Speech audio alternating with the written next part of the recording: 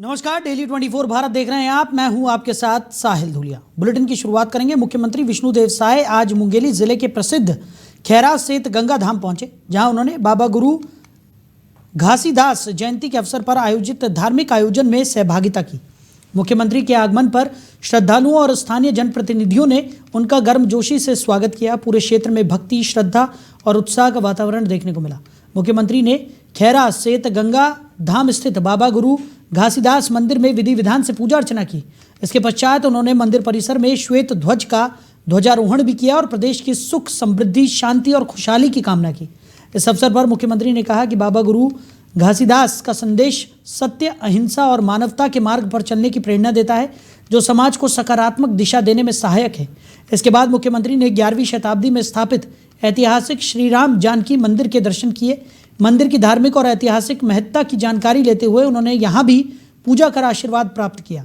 मंदिर परिसर में उपस्थित श्रद्धालुओं से मुलाकात कर मुख्यमंत्री ने उन्हें बाबा गुरु घासीदास जयंती की शुभकामनाएं दी। कार्यक्रम में उप मुख्यमंत्री अरुण साव सहित कई विधायक भी मौजूद रहे। सभी जनप्रतिनिधियों ने बाबा गुरु घासीदास के आदर्शों और विचारों को समाज तक पहुंचाने का संकल्प व्यक्त किया। इस दौरान प्रशासनिक अधिकारी, संत समाज और बड़ी संख्या में श्रद्धालु भी कार्यक्रम में शामिल हुए। बाबा गुरु घासीदास जयंती की बहुत बहुत बधाई, बहुत बहुत शुभकामनाएं। बाबा जी का आशीर्वाद छत्तीसगढ़ को मिलता रहे, छत्तीसगढ़ में खुशहाली हो, छत्तीसगढ़ में सुख समृद्धि हो।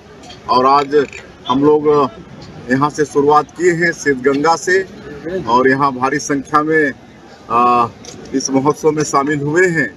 और हमारे डिप्टी सीएम श्री अरुण साव जी भी यहाँ पर पधारे हैं और सतनामी समाज के हमारे गौरव हैं। एक तो गुरु घासीदास बाबा के वंशज हैं, हमारे प्रदेश के मंत्री गुरु खुशवंत साहेब, हमारे प्रदेश के खाद्य मंत्री दयादास बघेल, और इस क्षेत्र के लोकप्रिय विधायक जो सांसद मंत्री के रूप में रहे हैं आदरणीय पुन्नूलाल मोहले जी, उनकी उपस्थिति, कोरसेवाड़ा जो आज अनुसूचित जाति विकास प्राधिकरण में उपाध्यक्ष हैं, और क्षेत्र के विधायकगण सबकी उपस्थिति में यहाँ पर महोत्सव में हम लोग शामिल हुए हैं। वहीं मध्य प्रदेश में मतदाता सूची के विशेष गहन पुनर्निरीक्षण को लेकर एक अहम जानकारी सामने आई है, जिससे चुनावी प्रक्रिया पर बड़ा असर पड़ सकता है। सूत्रों के अनुसार पुनर्निरीक्षण प्रक्रिया पूरी होने के बाद ड्राफ्ट वोटर लिस्ट से लगभग 25 लाख मतदाताओं के नाम हटाए जा सकते हैं। बताया जा रहा है कि इस व्यापक अभियान के तहत राज्य भर से कुल करीब 5.76 करोड़ गणना पत्र जमा किए गए हैं और ड्राफ्ट मतदाता सूची के 23 दिसंबर को जारी होने की संभावना है। जानकारी के मुताबिक जमा किए गए फॉर्म की जांच में कई तरह की विसंगतियां सामने आई हैं। लगभग 9 लाख मतदाताओं ने वर्ष 2003 से संबंधित आवश्यक जानकारियां नहीं दी है। इसके अलावा करीब 8.5 लाख ऐसे मतदाता पाए गए हैं जिनका निधन हो चुका है। जांच में यह भी सामने आया है कि लगभग 2.5 लाख मतदाताओं के नाम 2 अलग अलग स्थानों की मतदाता सूचियों में दर्ज हैं, जो नियमों के अनुसार स्वीकार्य नहीं है। इसके साथ ही लगभग 12 लाख गणना पत्र ऐसे पाए गए हैं जो अधूरे भरे गए थे। इन मामलों में संबंधित मतदाताओं को नोटिस जारी करने की तैयारी की जा रही है। हालांकि अधिकारियों के निर्देश पर बूथ स्तर के कर्मियों ने कई मतदाताओं से संपर्क कर फॉर्म में आवश्यक सुधार कराए, जिससे बड़ी संख्या में अधूरे फॉर्म बाद में पूरे कराए जा सकें। उल्लेखनीय है कि मतदाता सूची पुनर्निरीक्षण का कार्य 18 दिसंबर तक पूरा कर लिया गया था। इससे पहले समय सीमा बढ़ाई गई थी ताकि अधिक से अधिक योग्य नागरिकों को मतदाता सूची में शामिल होने का अवसर मिल सके। ड्राफ्ट सूची जारी होने के बाद दावा और आपत्ति दर्ज कराने की प्रक्रिया शुरू होगी, जिसके माध्यम से मतदाता अपनी जानकारी में सुधार करा सकेंगे। चुनाव से जुड़े अधिकारियों का कहना है कि जिन मतदाताओं के नाम 2 स्थानों पर दर्ज पाए जाएंगे, उन्हें केवल अपने स्थायी और आधिकारिक पते पर ही मतदान करने का अधिकार दिया जाएगा, यानी मतदाता माना जाएगा। एक व्यक्ति का 2 जगह नाम होना चुनावी व्यवस्था की पारदर्शिता पर प्रश्न चिन्ह लगाता है, इसलिए इस पर कोई रियायत नहीं दी जाएगी। तो पुनर्निरीक्षण प्रक्रिया का उद्देश्य मतदाता सूची को अधिक सटीक और पारदर्शी बनाना है, ताकि आने वाले सभी चुनाव निष्पक्ष और सुचारू रूप से कराए जा सके। वहीं मध्य प्रदेश के सतना जिले के एक शासकीय अस्पताल में सामने आई गंभीर लापरवाही के मामले ने स्वास्थ्य व्यवस्था पर बड़े सवाल खड़े कर दिए हैं। थैलेसीमिया से पीड़ित 6 बच्चों के HIV संक्रमित पाए जाने के बाद राज्य सरकार ने सख्त कदम उठाते हुए जिम्मेदार अधिकारियों और कर्मचारियों के खिलाफ कार्रवाई की है। इस प्रकरण में ब्लड बैंक से जुड़े एक वरिष्ठ चिकित्सक और 2 लैब टेक्नीशियनों को तत्काल प्रभाव से निलंबित कर दिया गया है। जानकारी के अनुसार बच्चों को संक्रमित रक्त चढ़ाए जाने की आशंका के बाद राज्य सरकार ने मामले की उच्च स्तरीय जांच के आदेश दिए थे। इसके लिए 7 सदस्यीय जांच समिति का गठन किया गया, जिसने ब्लड ट्रांसफ्यूजन की प्रक्रिया, सुरक्षा मानकों और रिकॉर्ड की गहन समीक्षा की। प्रारंभिक जांच रिपोर्ट में गंभीर अनियमितताएं और लापरवाही सामने आने के बाद ये कार्रवाई की गई और जांच में ये भी सामने आया कि अस्पताल के ब्लड बैंक में निर्धारित स्वास्थ्य प्रोटोकॉल और सुरक्षा मानकों का पालन नहीं किया गया, जिससे मासूम बच्चों की जान खतरे में पड़ गई।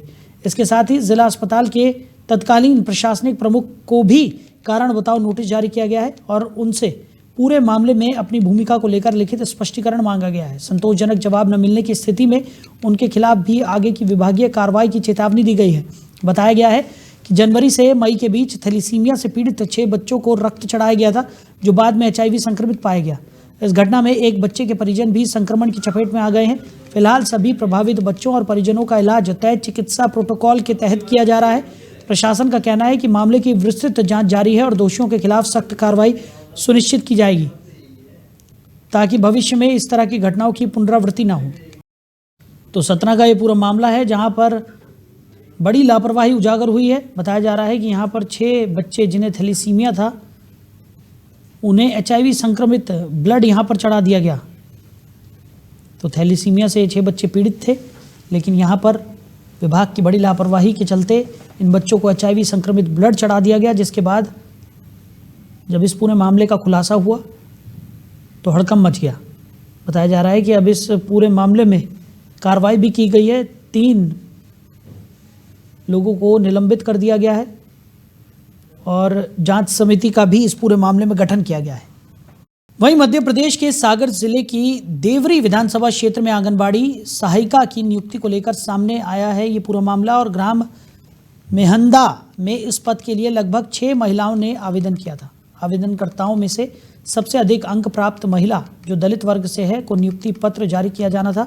हालांकि महिला बाल विकास परियोजना विभाग के अधिकारियों और कर्मचारियों के कथित सहयोग के कारण पिछले 4 महीनों से उन्हें नियुक्ति पत्र नहीं दिया गया। विभाग के उच्च अधिकारियों द्वारा लगातार बहाने बनाए जा रहे हैं, जिससे महिला को बार बार कार्यालय के चक्कर काटने पड़ रहे हैं। महिला ने अपने अधिकारों की रक्षा के लिए क्षेत्रीय विधायक कार्यालय का भी रुख किया और शिकायत प्रस्तुत की। शिकायत मिलने के बाद अधिकारियों ने मामले की जांच कर नियुक्ति पत्र जारी करने का आश्वासन दिया। इसके बावजूद अब तक नियुक्ति पत्र नहीं मिला और महिला लगातार परेशान और असहाय महसूस कर रही है। महिला के परिवार का आरोप है कि विभाग की परियोजना अधिकारी अन्य उम्मीदवारों के पक्ष में साजिश कर रही है और फर्जी तरीके से नियुक्ति पत्र जारी करने का प्रयास किया जा रहा है। 4 महीने बीत जाने के बावजूद महिला लगातार संघर्ष कर रही है और अभी तक किसी अधिकारी या जनप्रतिनिधि से न्याय नहीं मिल पाया है। इस पूरे मामले ने विभागीय लापरवाही और पारदर्शिता की कमी को उजागर किया है, जबकि महिला को समय पर न्याय और नियुक्ति पत्र मिलना बेहद आवश्यक है। और मेरे आंगनवाड़ी सहायिका में नियुक्ति आई थी, तो सर 4-5 महीने हो गए हैं जब से नाम आया हुआ है, लेकिन अभी तक नियुक्ति नहीं की गई है। सर 6 लोगों ने डाले थे और फर्स्ट में मेरा नाम आया था। मेरा नाम आया था और सबसे ज़्यादा अंक मेरे आए हुए थे। और लेकिन उन लोगों का कहना है कि BPL द्वारा तुम्हारा नाम कट जाएगा, तुम्हारा नाम कटवा देंगे, नंबर कट जाएंगे उसमें। यही बोल रहे हैं कि अभी तो जांच हो रही है BPL की। सर 4 महीने से जांच हो रही है, अभी तक जांच ही नहीं हो पा रही है। सर आ रहे हैं, जा रहे हैं, छोटी सी बच्ची है और नियुक्ति नहीं करवा रहे हैं। वो यही बोलते हैं कि अभी BPL की जांच हो रही है, BPL की जांच हो रही है। उनका तो यही कहना है कि BPL में आपके नाम आएगा तो आपको आदेश मिल जाएगा, नहीं तो नहीं मिलेगा। आपत्ति दर्ज की गई है और हमको पता भी नहीं लगा किसने कटवाया है। अब क्या चाह रही हैं आप? सर हम यही चाह रहे हैं कि हमको नियुक्त कर दिया जाए जल्द से जल्द। बहुत दिन भी हो गए सर, हमको छोटी सी हमारी बच्ची है। और वहीं दतिया शहर के कोतवाली थाना क्षेत्र अंतर्गत लाला तालाब के पास स्थित 3 प्राचीन मंदिरों में एक साथ हुई चोरी की वारदात से इलाके में सनसनी फैल गई है। चोरों ने देर रात सुनियोजित तरीके से तीनों मंदिरों को निशाना बनाते हुए वहां स्थापित प्राचीन मूर्तियों और दानपत्रों से नकदी चोरी कर ली। इस घटना के सामने आने के बाद श्रद्धालुओं में भारी आक्रोश देखने को मिल रहा है। सुबह जब श्रद्धालु पूजा अर्चना के लिए मंदिरों में पहुंचे तो ताले टूटे और मंदिरों का सामान बिखरा देख सभी हैरान रह गए। जिन मंदिरों में चोरी हुई है उनमें मंशापूर्ण हनुमान मंदिर, राम जानकी मंदिर और ब्रह्मचारी की कुटिया शिव मंदिर शामिल है। जानकारी के अनुसार राम जानकी मंदिर से प्राचीन मूर्तियां भी चोरी की गई हैं, जिससे धार्मिक आस्था को गहरी ठेस पहुंची है। घटना की सूचना मिलते ही पुजारियों ने पुलिस को अवगत कराया, जिसके बाद पुलिस मौके पर पहुंची और जांच शुरू कर दी गई।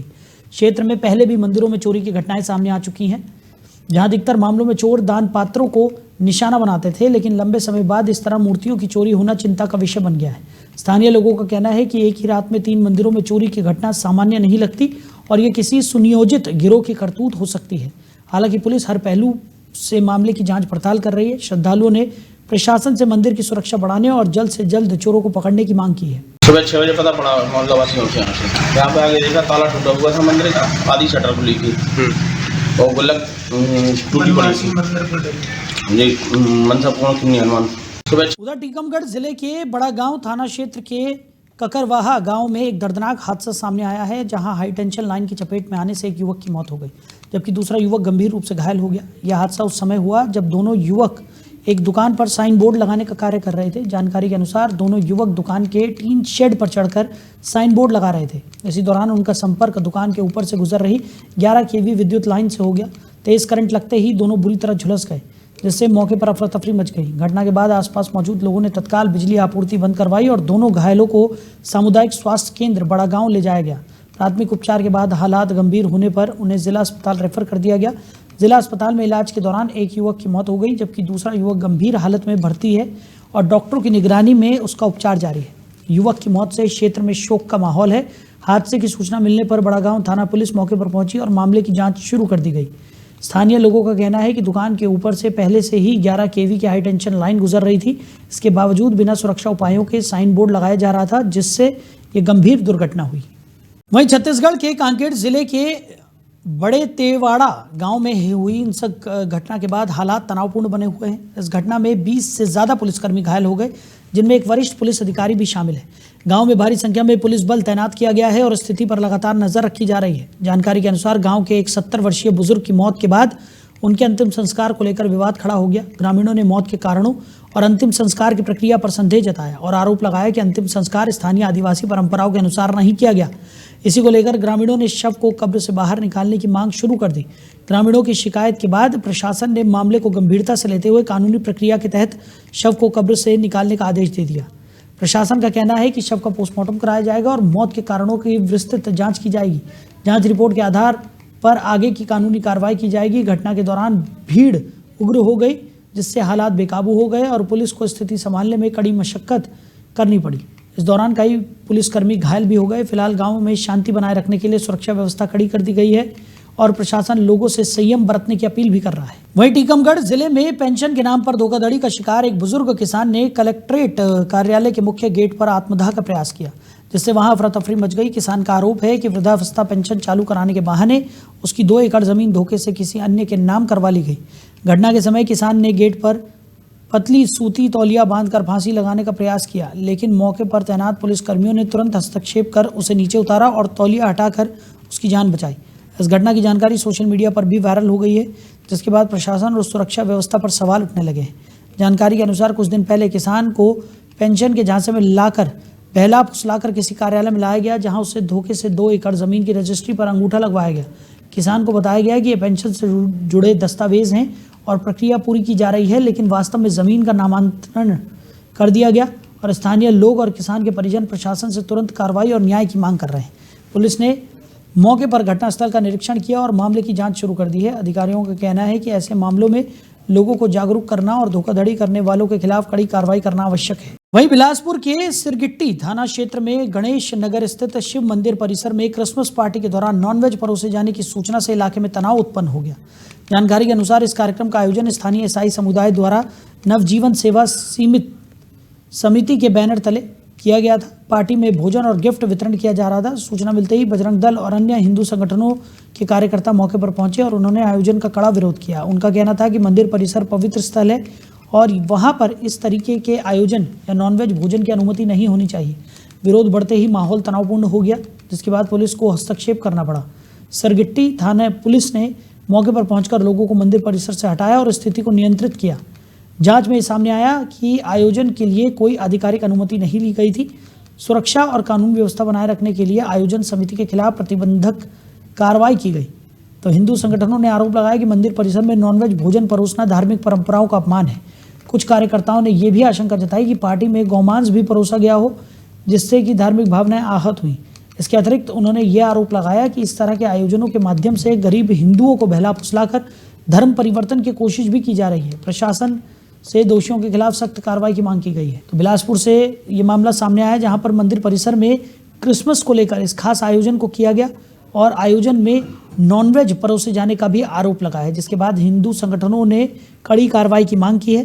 हिंदू संगठन के लोग इस आयोजन में पहुंचे और उन्होंने इसका जोरदार विरोध किया। उन्होंने कहा कि मंदिर में इस तरीके से नॉनवेज परोसना कहीं ना कहीं हिंदू आस्थाओं के साथ खिलवाड़ है और उनकी भावनाओं को ठेस पहुंचाने की कोशिश यहां पर की गई है, जिसके खिलाफ सख्त से सख्त कार्रवाई होनी चाहिए। वहीं दतिया जिले में खाद्य विभाग की बड़ी कार्रवाई में उन्नाव रोड स्थित एक दुकान से सैकड़ों गैस सिलेंडर जब्त किए गए हैं।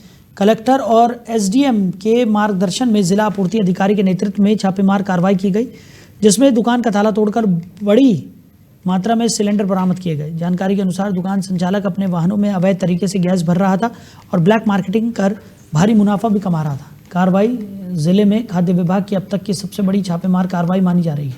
वहीं इंदौर के चंदन नगर थाना क्षेत्र में एक महिला ने अपने लिव इन पार्टनर के खिलाफ गंभीर आरोप लगाते हुए दुष्कर्म और अन्य धाराओं में मामला दर्ज कराया है।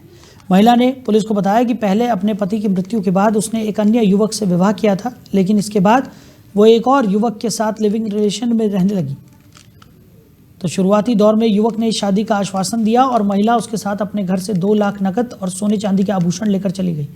इसके बाद महिला को लेकर युवक ने उसे मध्य प्रदेश के विभिन्न शहरों में घुमाया और इस दौरान महिला के पैसे और आभूषणों का उपयोग अपनी सुविधाओं के लिए किया। जब महिला ने शादी की मांग की तो युवक ने मारपीट शुरू कर दी और उसे शारीरिक व मानसिक रूप से प्रताड़ित भी किया। पीड़िता ने बताया कि मारपीट के दौरान युवक ने सिगरेट से भी उसे जलाया, जिससे उसके शरीर पर जले के निशान बन गए। इस मामले की शिकायत मिलने के बाद पुलिस ने प्रारंभिक तौर पर दुष्कर्म सहित विभिन्न धाराओं में मामला दर्ज कर जांच शुरू कर दी है। पूरे मामले में महिला ने स्पष्ट किया है कि उसे शारीरिक, आर्थिक और मानसिक रूप से काफ़ी नुकसान हुआ है। ये मामला इंदौर में इस तरह के गंभीर लिव इन रिलेशनशिप में उत्पीड़न का पहला खुलासा माना जा रहा है। हाँ, एक दिन पहले चंदननगर थाने में एक अपराध पंजीबद्ध हुआ है। उसमें एक दंपति मतलब पति पत्नी आके वहाँ पे शिकायत की थी। पत्नी के साथ कोई दूसरा व्यक्ति ने शोषण किया है। उसके कंप्लेंट लेने के बाद हम लोगों ने चंदननगर थाने में उस व्यक्ति के खिलाफ हम लोगों ने सुसंगत धाराओं पे अपराध पंजीबद्ध किया। उसको बाद में हिरासत में भी ली थी। तो विधिवत उनके उस अपराध के अंतर्गत हम लोगों ने सभी का स्टेटमेंट ले रहे। सभी का स्टेटमेंट के बाद उसमें पीड़ित महिला है उसका भी स्टेटमेंट लिया जाएगा। वहीं इंदौर क्राइम ब्रांच ने एक बड़ी धोखाधड़ी का खुलासा करते हुए मुंबई से 2 आरोपियों को गिरफ्तार किया, जिन्होंने रेडीमेड कपड़ा व्यापारियों से करोड़ों रुपए की ठगी की थी। आरोपियों ने राज्य के बाहर की फर्मों का नाम लेकर व्यापारियों को बड़े ऑर्डर दिलाने का झांसा दिया और उधारी में माल लेकर भुगतान किए बिना फरार हो गए। फरियादी ने क्राइम ब्रांच को लिखित शिकायत दी थी कि जुलाई अगस्त 2024 से मार्च 2025 तक आरोपी खुद को ब्रोकर बताकर व्यापारियों से संपर्क कर रहे थे।